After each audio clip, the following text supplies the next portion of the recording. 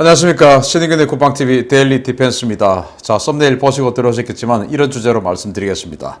대만 지금 정말로 전쟁 위기가 고조되고 있죠.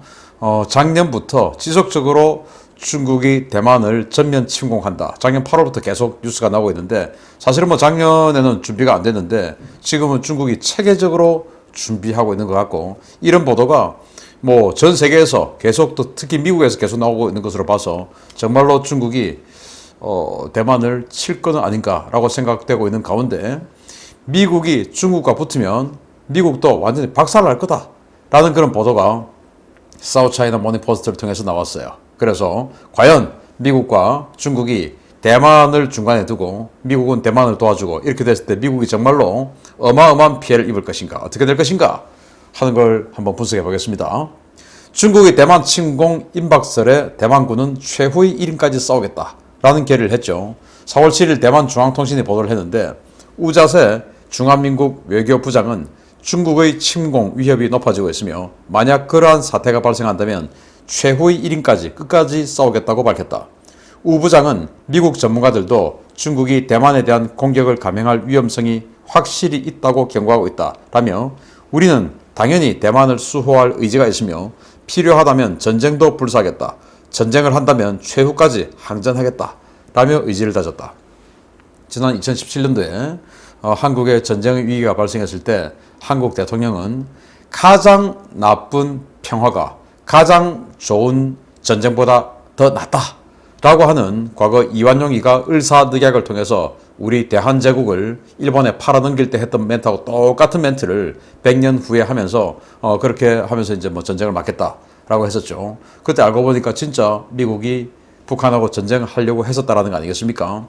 그런데 여기는 진짜 아예 뭐 미국은 해외도 아니고 이 대만 외교부장이 우리 전쟁 각오하고 있다라고 할 정도로 지금 정말로 중국이 대만을 칠 것 같은 그런 위기가 아주 고조되고 있어요. 우리는 지금 뭐 우리 국내 정치 그리고 코로나 이런 것 때문에 관심이 좀 약하지만 사실은 굉장히 심각한 상황으로 흐르고 있습니다.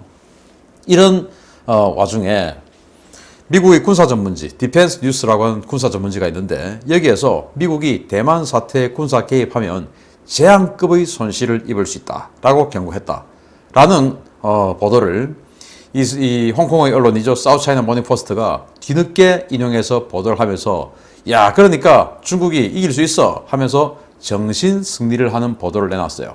이 디펜스 뉴스의 보도는 4월 12일 나왔는데 뭐 그걸 잘 모르고 있었던지 아니면 나중에 야, 이런 거 있었는데 왜 이거 인용해서 좀 이 국민들이라는 건 중국인들이죠. 중국인들 사기 고양하는 기사 왜 좀 안 써? 한 그런 질책을 받았는지 뒤늦게 2주 후에 사우스 차이나 모닝 포스트가 기사를 냈습니다. 디펜스 뉴스에 따르면 미 공군이 워게임을 진행한 결과 차세대 군사 기술을 적용했을 때 중국군의 대만 침공을 간신히 격퇴할 수는 있겠지만 승리하는 과정에서 막대한 대가를 치러야 한다라는 결론을 얻은 것으로 알려졌다.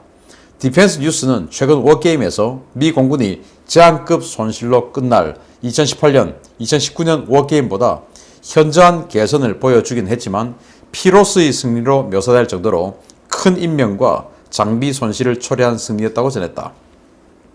일부 전문가들은 1991년 걸프전 당시 미군이 6개 항모 전단을 투입했던 것을 고려하면 미군이 대만 침공 중국군을 격퇴하는데 해공군 전력의 80% 투입이 필요하다고 지적했다.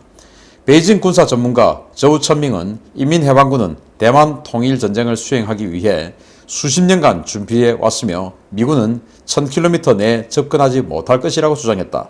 라는 보도를 4월 26일 사우스 차이나 모닝 포스트가 내놓고, 야, 할 수 있어 라는 정신 승리를 하고 있죠.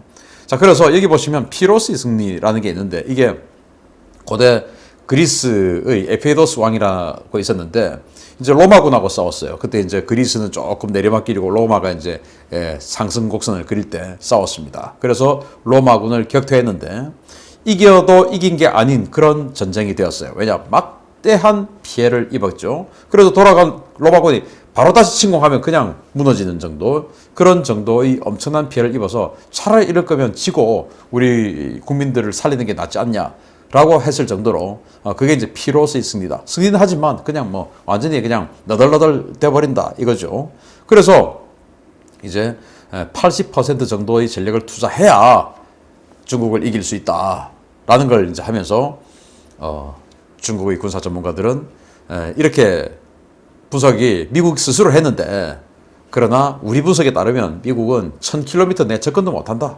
이제 이런 보도를 한 겁니다. 그러니까 대만 때리자 이제 이야기를 하는 것이죠. 그러면 과연 정말로 1000km 내 접근하지 못하는 것이며, 그리고 진짜로 미군이 80%의 전력을 정말로 투입해야 될까? 아니죠. 여기 워게임은 아예 전제 자체가 틀린 겁니다. 중국군은 거의 100으로 잡고 미군은 이제 이 지역에 전개된 전력 이렇게 잡는 것이죠. 아니 중국군이 저 서부 전구 이런 데 있는 전력들이 여기에 들어올 수 있습니까? 못하죠. 중국도 대륙인데 우리 한국이나 이런 사실은 이 덩치가 작은 나라들하고는 군사력 투입의 스타일이 완전 다르죠. 그래서 반대쪽에 있는 전력 그리고 북부에 있는 전력 투자하지 못해요. 그래서 남부 전구 위주로 전쟁을 하면서 함대는 이제 뭐 남해 함대, 동해 함대, 북해 함대 다 들어올 수 있죠. 해군은 이제 기동성이 있으니까. 그렇지만 연안 전력은 들어오지 못하고 기동 전력들만, 큰 군함들만 들어오죠. 그리고 공군 전력이라 하더라도 사실은 서부나 북부 전구에 있는 것들은 못 들어와요. 왜냐? 여기에 비행기를 가지고 온다 하더라도 그 비행기를 전부 수용할 수 있는 기지도 없습니다. 그래서 사실은 이 전제 틀렸는데 어쨌든 이 전제 뭐 그렇다 해주고 한번 분석해 보도록 하겠습니다. 자, 미국이 군사 개입을 저지할 수 있는 중공군의 필승 카드는 바로 이 3종 세트입니다. 뚱펑 21 그리고 뚱펑 26 대함 탄도미사일, 그리고 H-6K 그리고 H-6N 폭격기죠. 그리고 093 공격 원자력 잠수함, 이렇게 3종 세트가 미국의 항공모함이 아예 접근하지 못하도록 만들어준다 라고 할 수 있는 전력들인데, 이제 뚱펑 21, 뚱펑 26, 뚱펑 21 같은 경우는 사거리 2000에서 2500km 되는 이동하는 군함을 타격할 수 있는 탄도미사일이고, 뚱펑 26은 괌 익스프레스라고 할 수 있는 그렇게 지금 애칭으로 친애들끼리 부르고 있어요. 괌을 때릴 수 있다 이거죠. 사거리 4000km 그면서 이 군함을 이동하는 군함을 타격할 수 있는 그런 능력을 가지고 있다 라고 이야기하는데 한번 보겠습니다. 그리고 H-6K 이 폭격기는 공군형 이 폭격기고, H-6N 폭격기는 해군형이에요. 이거 다 합쳐서 중국군은 211대를 가지고 있습니다. 이 211대 뭐 다 움직일 수 있다 치고, 그리고 이제 이 093 상급 원자력 잠수함이죠. 이거 9척 있습니다. 자, 한번 보겠습니다. 정말 효과 있을까요? 대함 탄도미사일. 이거 한 방이면 끝이다 해가지고 이제 대함 탄도미사일 많이 만들었는데, 사실은 이게 마 20 또는 마 15의 속도로 내려 꽂히는 대함 탄도미사일을 가지고 이동하고 있는 이 군함을 때릴 수 있다? 이거 사실 말이 안 되죠. 그래서 과거 소련도 개념은 가지고 있었지만 실행을 안 했습니다. 왜냐?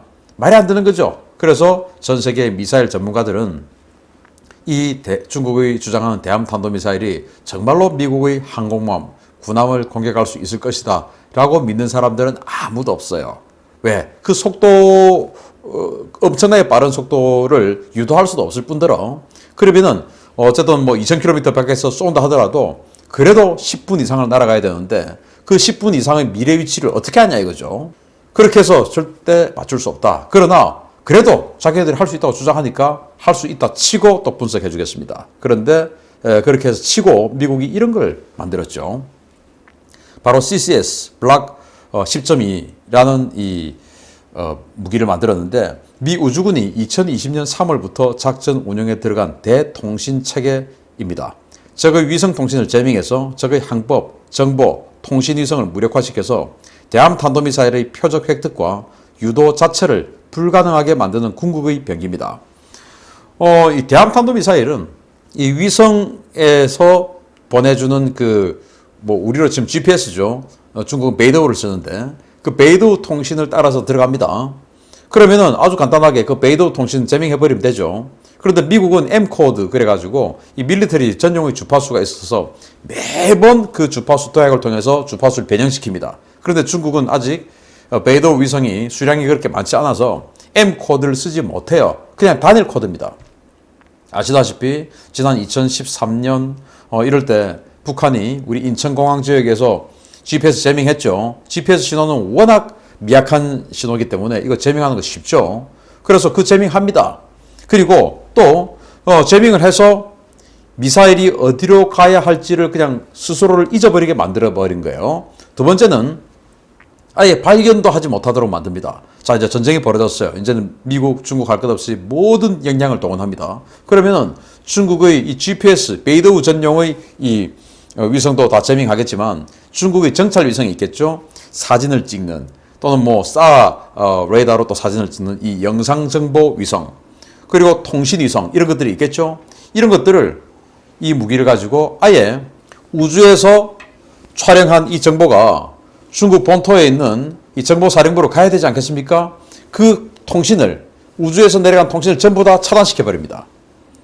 그리고 우주에서 날아가는 이 통신 위성이 있어야 자기네들이 통신을 중계를 해주지 않겠습니까? 위성이 이제 중계기니까 그를 아예 다 차단시켜 버려요. 그래서 하늘에는 우주에는 분명히 첩보위성, 정찰위성이 떠 있지만 감청도 하고 다 하려고 하겠지만 그냥 전부 다 아예 그 통신을 전부 제밍시켜버려서 모르게 만듭니다. 그래서 미국의 항공모함이 어디 있는지 알 수 없게끔 만들어버리고 알아서 때린다 하더라도 그 GPS, 즉 베이더우 통신을 완전히 제밍시켜서 어디로 가야 할지를 잊어버리게 만드는 이런 무기를 미국이 만들어서 괌, 오키나와에 배치를 했기 때문에 뭐 탄도미사일 가지고 때린다? 웃기는 소리죠. 자, 그 다음에 초음속 대함미사일의 러시를 할 것이다. 그래서 H-6K 폭격기, H-6N 폭격기 이제 이런 거에다가 여기 보시다시피 YS-12 초음속 대함미사일을 달아서 쏜다.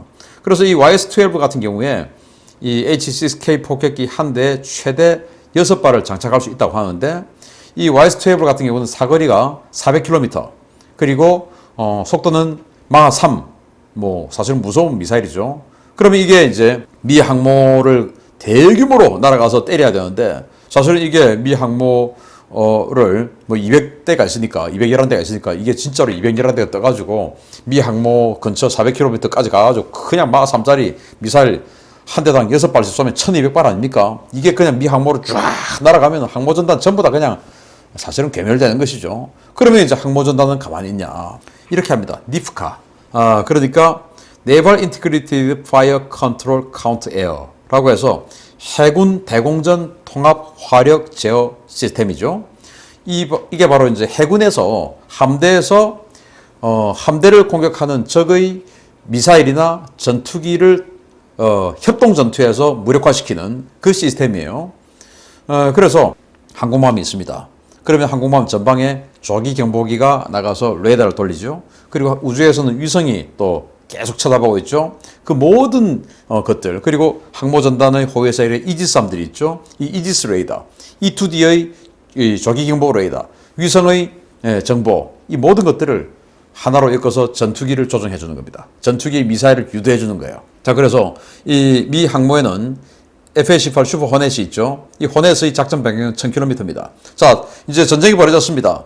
그러면은 중국 본토에서 대규모 폭격기 그리고 그 폭격기를 에워싸고 있는 호위기들 해서 어마어마한 스트라이크 패키지가 미 항모 전단들을 때리려고 그냥 대거 이륙했다 치고 그러면 이제 미 항모는 그걸 보고 가만히 있겠냐. 여기도 이제 그걸 막아내기 위한 이 방공 전투기들 쫙 올라가죠.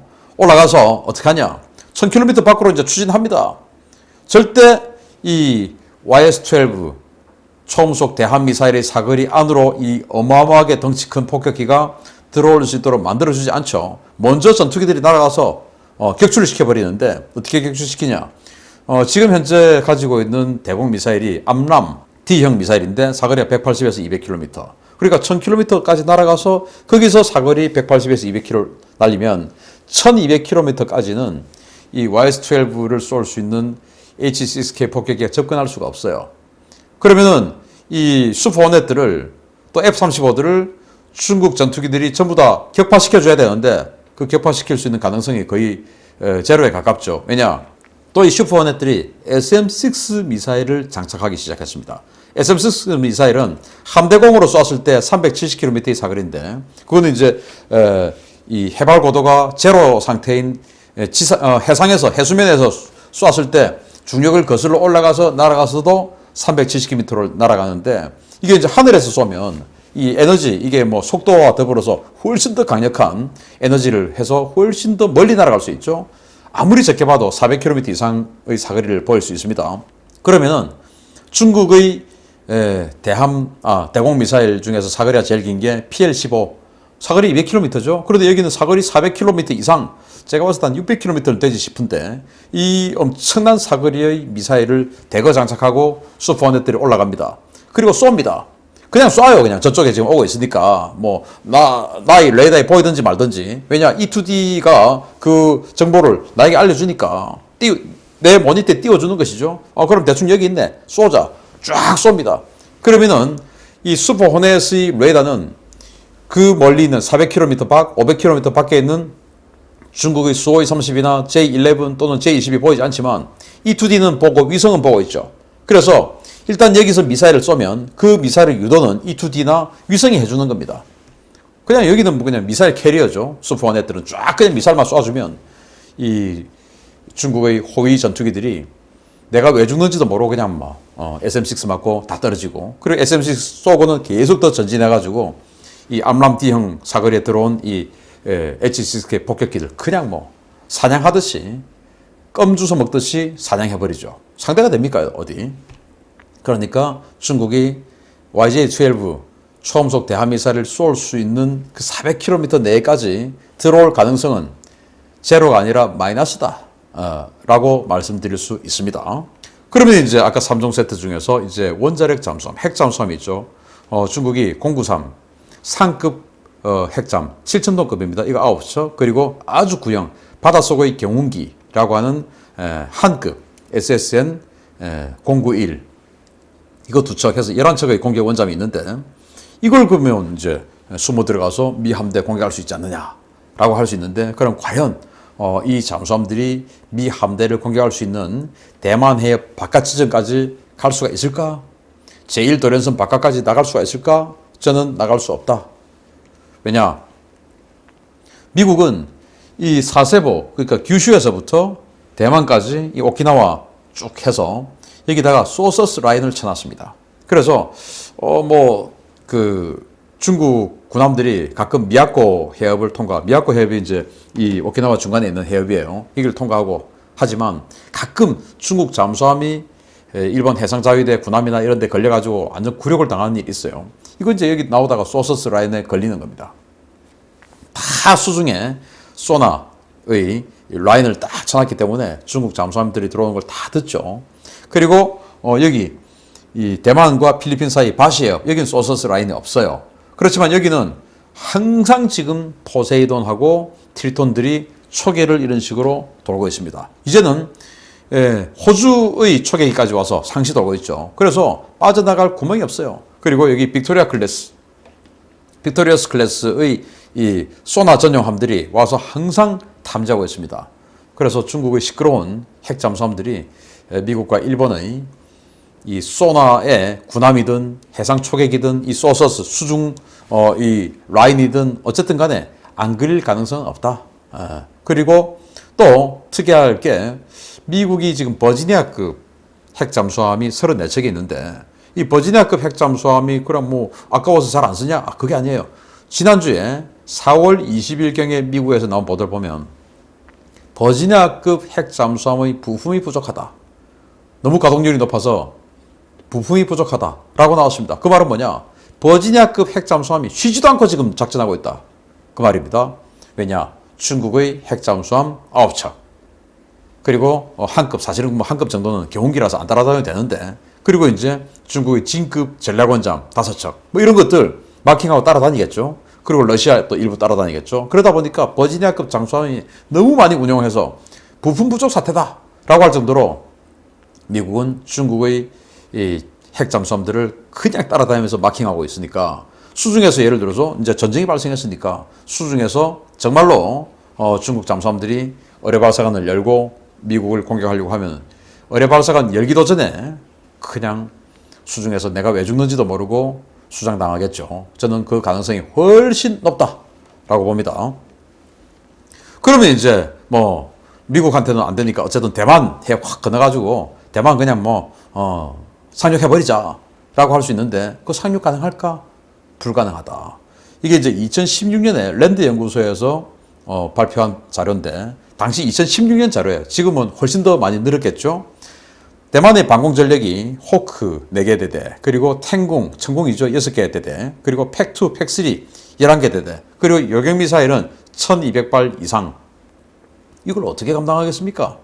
물론 탄도미사일 어마어마하게 쏘겠지만 탄도미사일을 쏘아가지고 대만 국토를 초토화시키는 1타에서 초토화시키는 이거 외에는 대만을 점령할 수 있는 일은 없다. 그래서 대만을 초토화시켜서 굉장히 많은 인명피해와 물적 피해를 야기시킬 수는 있어요. 그러나 그렇다고 해서 대만은 우리 국토야 라고 하면서 대만 그 민간인들, 자기네들 국민이라고 하면서 그 타이페이나 까오슝 같은 대도시의 민간인 지역을 막 때리지는 않겠죠. 못하죠, 그건. 그래서, 그러나 대만의 이 군사기지들은 전부 다 이런 식으로 완전히 갱도화되어 있습니다.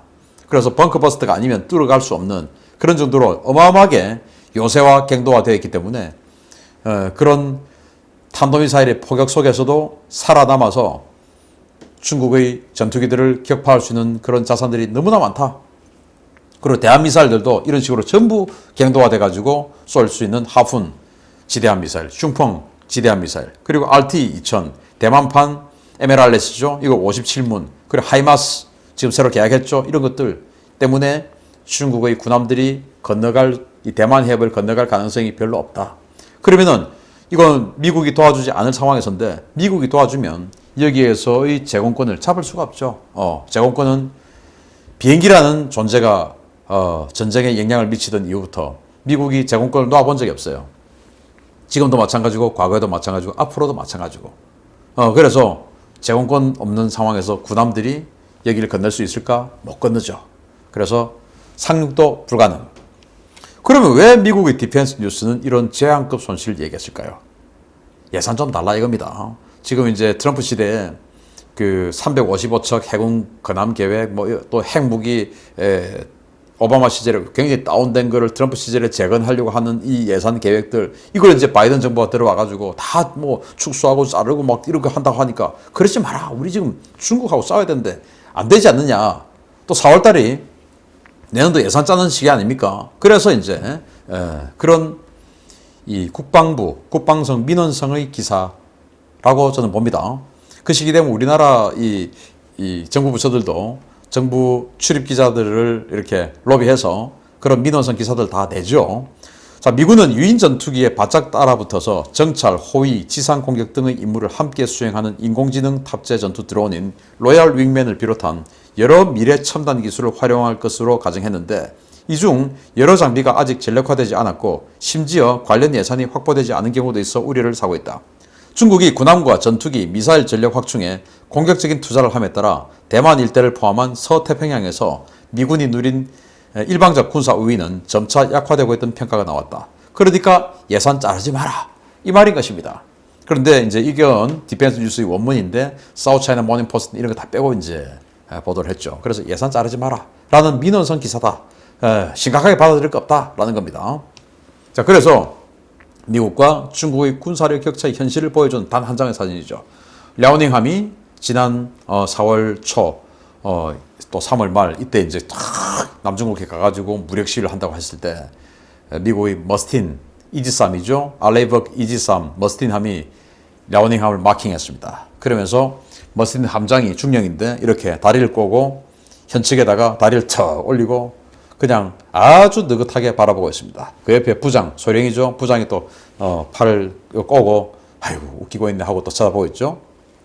나중에 또 일본도 공개를 했는데 일본은 무라사메급 호위함 한 척이 반대편에 또 있었습니다. 그래서 랴오닝함을 일본의 무라사메급 그리고 미국의 알레이버급 이 양쪽의 군함들이 그냥 딱 마킹을 했는데 사실 이 상황에서 미사일 때려버리면 그냥 바로 가는 거죠. 여기는 대한미사일. 그러면 이 랴오닝함에서 뜬 전투기들은 얘들을 공격할 수 있을까? 뜨는 순간 그냥 여기서 SM-2 날아가서 또 바로 그냥 다 격추시켜버리죠. 상대가 안 됩니다. 이게 바로 미국과 중국의 전투력, 군사력의 현주소다.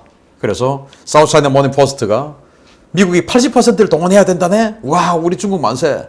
이거는 그야말로 중국판 국뽕일 뿐이다. 대만 힘내세요. 마치겠습니다. 감사합니다.